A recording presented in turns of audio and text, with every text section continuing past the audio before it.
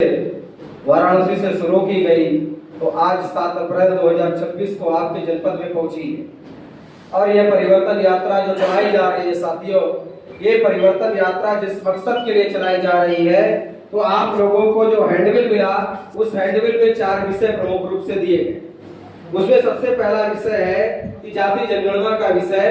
तो जाति जनगणना का विषय या ओबीसी की जाति आधारित जनगणना का मुद्दा। तो साथियों, आप लोगों ने ये देखा कि 22 जनवरी 2026 को केंद्र सरकार के द्वारा यानी भारत सरकार के द्वारा भारत के राजपत्र पर एक गजट किया गया कि हम इस देश के अंदर जाति जनगणना 2026 में करने वाले हैं और जून 2026 तक जाति जनगणना पूरी कर लेंगे। तो जून 2026 तक जाति जनगणना पूरी कर लेंगे, ऐसा नोटिफिकेशन भी जारी किया गया और भारत के राजपत्र पर छापा भी गया। लेकिन साथियों, उसके बाद जो नोटिफिकेशन आया और जो जनगणना करने के लिए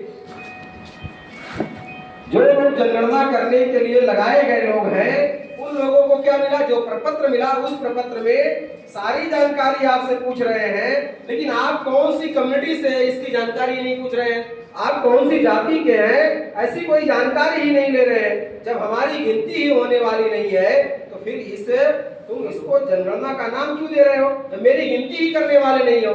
ये गिनती का महत्व कितना बड़ा है साथियों। इसको लेकर डॉक्टर बाबा साहब अम्बेडकर ने संविधान की आर्टिकल 340 में क्या दिया? संविधान की आर्टिकल 340 में दिया कि सामाजिक और शैक्षणिक रूप से पिछड़ी जाति के अन्वेषण के लिए आयोग का गठन किया जाए, यानी इस देश के अंदर इनकी जितनी संख्या है उस संख्या के अनुपात में इनका प्रतिनिधित्व दिया जाए। ये प्रावधान बाबा साहब अम्बेडकर ने संविधान की आर्टिकल 340 में करके रखा। लेकिन साथियों, इस देश के अंदर जब अंग्रेज थे तो 1931 में उन लोगों ने गिनती की, लेकिन 1941 में जब समय आया तो 1941 के समय विश्व युद्ध चल रहा था। विश्व युद्ध की वजह से जाति जनगणना नहीं हो पाई। और उसके बाद जब 1951 आया और 1951 से लेकर 2026 तक अभी तक, तो 1951 से लेकर 2026 तक कांग्रेस और बीजेपी के लोग ही सेंट्रल गवर्नमेंट में रहे और जो लोग सेंट्रल गवर्नमेंट में रहे उन लोगों ने आज तक जाति जनगणना नहीं की। 2011 में एक बार मामला आया तो वो भी नहीं पता चला। और उसके बाद जब हमारे लोगों को लगा कि 2014 में जब नरेंद्र मोदी जी इस देश के प्रधानमंत्री हो गए तो लोगों को समझ में आया कि अभी पिछड़े वर्ग का आदमी आ गया है और ये हमारी गिनती करेगा, ये आदमी हमारी गिनती करेगा। तो साथियों, नरेंद्र मोदी जी ने एफिडेविट देकर कहा हम जाति जनगणना ही करने वाले नहीं। लेकिन साथियों, राष्ट्रीय पिछड़ा वर्ग मोर्चा ने इतनी बड़ी जागृति देश भर में पैदा की कि आज केंद्र सरकार को इस पे मजबूर होना पड़ा और केंद्र सरकार ने ये सगुफा छोड़ दिया कि हम जाति जनगणना करने वाले हैं। लेकिन साथियों, ये दिखाई देने वाला नहीं है, क्योंकि जब उसके अंदर कॉलम ही हमारा नहीं है। ये कॉलम ना होने का सबसे बड़ा कारण क्या है? ब्राह्मण किस बात से डर रहे हैं कि आज वो हमारी जाति जनगणना क्यों नहीं करना चाहते। तो साथियों, बाबा साहब अम्बेडकर ने संविधान के अंदर संविधान की आर्टिकल 15(4), 16(4) में एक और मौलिक अधिकार दिया, प्रतिनिधित्व का। अब प्रतिनिधित्व का जो मौलिक अधिकार दिया तो लोगों को समझ में आता है कि प्रतिनिधि का मतलब क्या होता है। प्रतिनिधि का मतलब है कि नेताजी प्रतिनिधि है। बाबा साहब अम्बेडकर ने संविधान में 2 प्रतिनिधि दिए, एक इलेक्टेड, दूसरा सिलेक्टेड। जो इलेक्टेड है, इलेक्टेड तो जिनको आप वोट देकर चुन कर लाते हैं वो 5 साल 6 साल के लिए प्रतिनिधि होते हैं। लेकिन अगर आपके घर में आपका बेटा बेटी, आपके घर का बच्चा बच्ची, अगर वो अपनी पढ़ाई पूरी करके इंटरव्यू पास करके, अगर वो परीक्षा पास करके इंटरव्यू पास करके 25 साल की उम्र में नौकरी में आए तो वो 60 से 62 साल की उम्र तक नौकरी करेगा। वो 60 से 62 साल की उम्र तक नौकरी करेगा, यानी वो 60 से 62 साल के लिए समाज का प्रतिनिधि होगा। अब वो 60 से 62 साल की उम्र तक प्रतिनिधि रहेगा, यानी 35 से 37 साल के लिए प्रतिनिधि होगा। तो इस प्रतिनिधित्व से ब्राह्मणों को सबसे ज्यादा डर लग रहा है। तो ये प्रतिनिधित्व इन लोगों को नहीं मिलना चाहिए, इसलिए ये हमारी जाति जनगणना नहीं करना चाहते। साथियों, ये बाबा साहब अम्बेडकर ने मौलिक अधिकार में क्यों दिया? ये प्रतिनिधित्व बाबा साहब अम्बेडकर ने मौलिक अधिकार के रूप में इसलिए दिया कि साथियों, अगर प्रसिद्ध विद्यालय, इंटर कॉलेज, महाविद्यालय, विश्वविद्यालय, मेडिकल कॉलेज, इंजीनियरिंग कॉलेज, अगर इसमें हमारे समाज के अध्यापक, अध्यापिका, प्रवक्ता, असिस्टेंट प्रोफेसर, एसोसिएट प्रोफेसर अगर ये होंगे ही नहीं तो हमारे बच्चों का ध्यान कौन रखने वाला है? वो ब्राह्मण तो चाहते हैं इनको बच्चों को किसी प्रकार की एजुकेशन देनी ही नहीं है। साथियों उसी प्रकार से अगर थाने के अंदर हमारा सिपाही, हमारा दरोगा, हमारा इंस्पेक्टर है ही नहीं तो फिर हमारे एफआईआर दर्ज कौन करेगा? हमारे लोगों के साथ में अन्याय अत्याचार होता है और हमारे लोग थाने के अंदर अकेले जाना पसंद नहीं करते। क्यों जाना पसंद नहीं करते हैं? कि अगर अकेले गया, यहाँ तो अन्याय हुआ ही है, उसके अंदर गया तो वहां भी मेरे साथ अन्याय हो जाएगा, इसलिए वो समाज के 10-20 लोगों को, 50 लोगों को इकट्ठा करता है, 2-4 वकील लोगों को साथ में लेता है और कहता है मेरी केवल एक रिपोर्ट दर्ज कराने के लिए चलो कि मेरे साथ अन्याय हुआ है। साथियों उसी प्रकार से अगर हमारा लेखपाल नहीं है, कानूनगो नहीं है, तहसीलदार नहीं है, जिलाधिकारी नहीं है, जिलाधिकारी नहीं है, पुलिस अधीक्षक नहीं है, जज नहीं है, अगर ये होंगे ही नहीं तो फिर हमारे साथ न्याय कौन करने वाला है? फिर तो मूल निवासी बहुजन समाज के साथ न्याय करने वाला ही कोई नहीं है।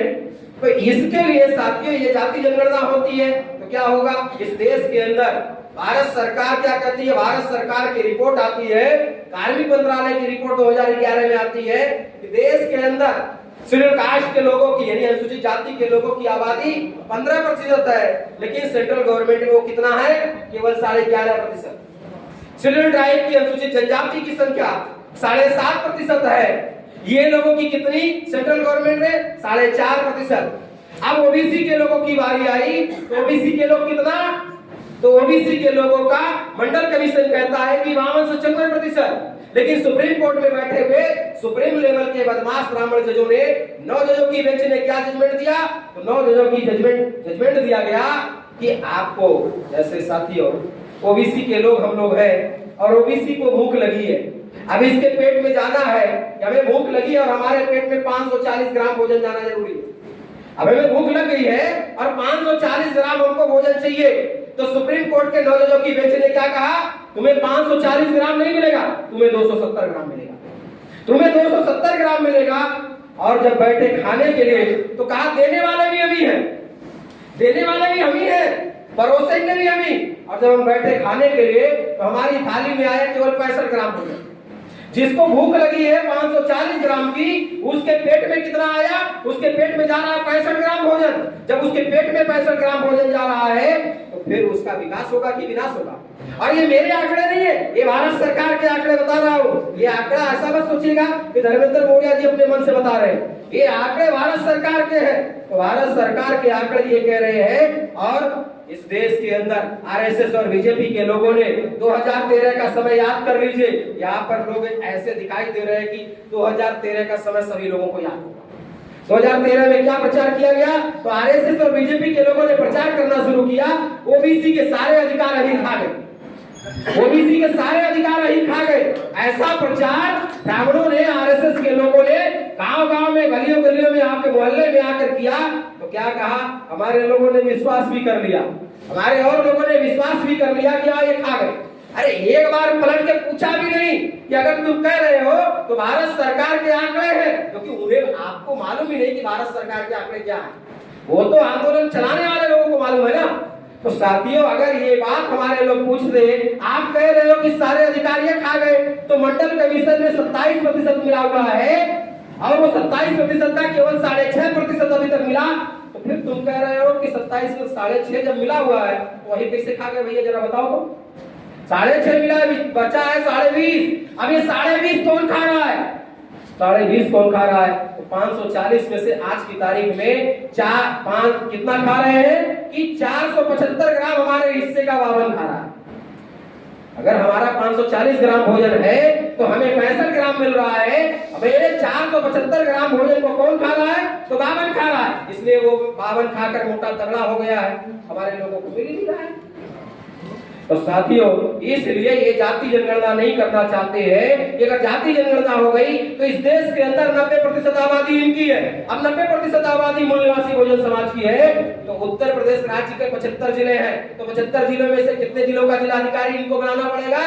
तो 66 जिलों का जिलाधिकारी इनको ही बनाना पड़ेगा। 66 जिलों का जिलाधिकारी मूल निवासी बहुजन समाज के लोगों को बनाना पड़ेगा। 66 जिलों का पुलिस अधीक्षक इनको बनाना पड़ेगा। 18 कमिश्नर में से 16 कमिश्नर इनको बनाना पड़ेगा अगर इनकी गिनती की तो इसलिए ये ब्राह्मण इस देश के अंदर हमारी गिनती नहीं करना चाहते। पहला मुद्दा ये है कि साथियों ये गिनती इसीलिए करना नहीं चाहते। तो ये गिनती ये करना नहीं चाहते हैं अभी हम लोग ये आंदोलन चला रहे हैं, तो ये काम अपने लोगों को लगा के रखे। आप इस कार्यक्रम में आए हैं, आप ही गिनती कर डालो कि आपके गांव में कितने बावन है, आपके गांव में कितने बावन है, कितने घर है और उस घर में कितने सदस्य हैं, इसकी गिनती के आंकड़े आप रखो। समय आएगा और वो आंकड़े आप लोग इधर दे देंगे, सर ये है हमारे गांव में इतना आंकड़ा है। तो हम लोग न्यायप्रिय लोग हैं, हम न्यायप्रिय लोग हैं, हम अन्याय करने वाले नहीं हैं। वो हमारे साथ अन्याय कर रहे हैं, हमारे पुरखों के साथ में अन्याय किया, लेकिन हम लोग न्याय करेंगे। अगर ब्राह्मण इस देश के अंदर 3.5% तो 3.5% उसको मिलेगा। साथियों, अभी इस देश के अंदर जब कोरोना काल चल रहा था, जिस कोरोना काल में आपको घर से बाहर निकलने नहीं दिया जा रहा था, उस कोरोना काल में 3 काले कानून लाए कृषि के, 3 कृषि के काले कानून लाए। साथियों, अभी आप लोगों ने अखबारों में पढ़ा होगा और सोशल मीडिया में भी आया कि केरल में 2 बाप बेटे के ऊपर पुलिस वालों ने झूठा मुकदमा लगा दिया कि इन्होंने लॉकडाउन का उल्लंघन किया और ले जाकर लॉकअप में इतना पीटा कि बाप बेटे 2 के दोनों एक्सपायर कर गए। और उनको अभी हाईकोर्ट ने सजा दे दी, 9 पुलिस वालों को फांसी की सजा दे दी, 9 पुलिस वालों को फांसी की सजा दे दी। और साथियों, उस कोरोना काल में क्या होता है, उस कोरोना काल में 3 काले कानून लाए जाते हैं और इस देश के अंदर 750 से ज्यादा किसान मर जाते हैं, 750 से ज्यादा किसान मर जाते हैं उस आंदोलन के करते करते। और तब जाकर हमारे देश के प्रधानमंत्री को होश आता है कि मैंने गलती कर दी। देश के प्रधानमंत्री को तब होश आता है कि मैंने गलती कर दी, ये 3 काले कानून हैं और गलती कर दी। तो फिर किसानों के सामने हाथ जोड़ करके माफी मांगते हुए हम आपसे माफी मांग चाहते हैं और ये 3 कानून वापस ले रहे हैं। यानी साथियों, जब 750 किसानों को मार लिया सरकार ने, उसके बाद उनको होश आया कि ये गलत मैंने कर लिया, ये गलत कर लिया। साथियों, किसान कह रहे हैं हमें न्यूनतम समर्थन मूल्य दे दो, जो हम लोगों ने तय नहीं किया है, हम किसानों ने तय नहीं किया, तुम सरकारों ने तय किया, तुम सरकारों ने जो तय किया है वही हमको न्यूनतम समर्थन मूल्य की गारंटी कानून दे दो। तो ब्राह्मण इस बात के लिए तैयार नहीं हो रहे। क्यों तैयार नहीं हो रहे, इसका क्या कारण है? अभी इस देश के अंदर कह रहे हैं हम किसानों को किसान सम्मान निधि दे रहे हैं, कितना दे रहे हैं? 2000 दे रहे हैं, साल में 3 बार दे रहे हैं, 6000 रुपए दे रहे हैं। तो 6000 रुपए किसान सम्मान निधि दे रहे हैं, ऐसा वो प्रचारित कर रहे हैं। उसके लिए करोड़ों अरबों रुपए का होर्डिंग लगवा डाला, विज्ञापन दे डाला, करोड़ों अरबों रुपए का उसके लिए विज्ञापन दे डाला कि हम किसानों के हित में काम कर रहे हैं। लेकिन साथियों, किसानों के फसल का न्यूनतम समर्थन मूल्य का गारंटी कानून नहीं दे रहे हैं। साथियों, इस देश के अंदर अभी धान का न्यूनतम समर्थन मूल्य अगर 2024-2025 का देखा जाए तो धान का न्यूनतम समर्थन मूल्य कितना? तो धान का न्यूनतम समर्थन मूल्य 2320 रुपए कुंटल, 2320 रुपए कुंटल धान का न्यूनतम समर्थन मूल्य है। और 20 जनवरी 2026 को धान का क्रय केंद्र बंद कर दिया गया, धान का क्रय केंद्र बंद कर दिया गया। अब बनिया खरीद कितने रुपए कुंटल रहा है? 1300 रुपए कुंटल बनिया खरीद रहा है, 1300 रुपए कुंटल। साथियों, अगर हमारे किसी किसान ने 10 बीघा धान लगाया हुआ है और उसका न्यूनतम समर्थन मूल्य पर नहीं बिका, तो उसके 10 बीघे धान में 100 कुंटल धान पैदा हुआ है। अब 100 कुंटल धान पैदा हुआ है तो 100 कुंटल का 1000 रुपए की दर से नुकसान हुआ तो 1 लाख का नुकसान हुआ ना। अरे तुम 6000 दे रहे हो, 94,000 कौन देगा? तुम 6000 की टंका पीट रहे हो और इसके लिए कि हम किसानों का किसान सम्मान निधि दे रहे हैं। अरे 94,000 कौन देगा? अभी साथियों, हमारे लोग गेहूं बोए हुए हैं। अभी हम आ रहे थे तो नदी के किनारे देखा बहुत बड़ी जो है कि खेत है। तो अगर हमारे किसी किसान ने 10 बीघा गेहूं बोया हुआ है तो उसकी जो फसल तैयार हो गई है, अब वो कोई किसान ये सोचे कि मैं अभी गेहूं काट लिया और खेत में से ही अपने घर में खाने भर का बचा करके, क्योंकि मेरे ऊपर कर्जा है, घर में शादी पड़ी हुई है, लोगों को पैसे देने हैं, तो खेत से बेचना चाह रहा हूं। और न्यूनतम समर्थन मूल्य गेहूं का कितना है? 2585 रुपए कुंटल, यानी 2600 रुपए कुंटल। किसी किसान का गेहूं कोई खरीदेगा इस समय 2600 रुपए कुंटल? तो 2600 रुपए कुंटल लेंगे। साथियों, अभी हरियाणा में हमने देखा कि हरियाणा में मक्के का न्यूनतम समर्थन मूल्य 2250 रुपए कुंटल और हरियाणा की मंडी में बिका कितने रुपए कुंटल? 1100 रुपए कुंटल। 1150 रुपए कुंटल का नुकसान हुआ, वो कौन देगा? वो हमारे किसानों को कौन देगा? हम कहते हैं किसानों के न्यूनतम समर्थन मूल्य की गारंटी दे दो, और जो आप दे भी रहे हो न्यूनतम समर्थन मूल्य, तो जिसके पास जो वही होगी वही ना ले पाएगा। अब जो खेतिहर मजदूर है, हमारा समाज बड़े पैमाने पर खेतिहर मजदूर है, या दूसरे का आधिया बटैया पे लेकर के जोतता बोता है, तो उसका तो न्यूनतम समर्थन मूल्य नहीं बिकेगा ना। अगर आपने न्यूनतम समर्थन मूल्य गारंटी कानून बना दिया, अब कोई भी खरीदेगा तो उससे कम की बोली नहीं लगा सकता ना। उससे कम की बोली कोई लगाएगा तो उसे सीधा जेल भेज दिया जाएगा। तो कोई भी खरीदे तो उससे कम का बोली नहीं लगाएगा, उससे ज्यादा की बोली लगाएगा। तो साथियों, इससे हमारे किसानों का बड़े पैमाने पर लोगों को बहुत बड़ा इसका फायदा होगा। तो इसके लिए हम लोग ये लड़ाई लड़ रहे हैं, और इस देश के अंदर ये परिवर्तन यात्रा इसीलिए चला रहे हैं। ये परिवर्तन यात्रा चला रहे हैं, ये काम अगर हम लोग जो बातें समझा रहे हैं, ये बातें अगर हम लोग समझाने का काम करें तो कितनी जगह पहुंच सकते हैं। अगर मान लो यहाँ आपको 50 लोग आए हैं, तो 50 लोगों तक हम अपनी बात अभी दे दिए। अब आप 50 लोगों ने 50 गांव में जाकर इस बात को कही, तेजी से फैलेगा ना। तो तेजी के साथ ये कार्यक्रम फैलेगा, तो इसके साथ क्या होगा साथियों, इस देश के अंदर बड़ा बदलाव आएगा। तो साथियों, इस बदलाव के लिए आप लोगों को जो ये मुद्दे समझाए जा रहे हैं, जो बातें समझाई जा रही है, ये गांव-गांव में जाकर समझाने का काम कीजिए। आज के इस मौके पर इतनी ही बात कहना चाहता हूँ। धन्यवाद साथियों, जय बंगाली।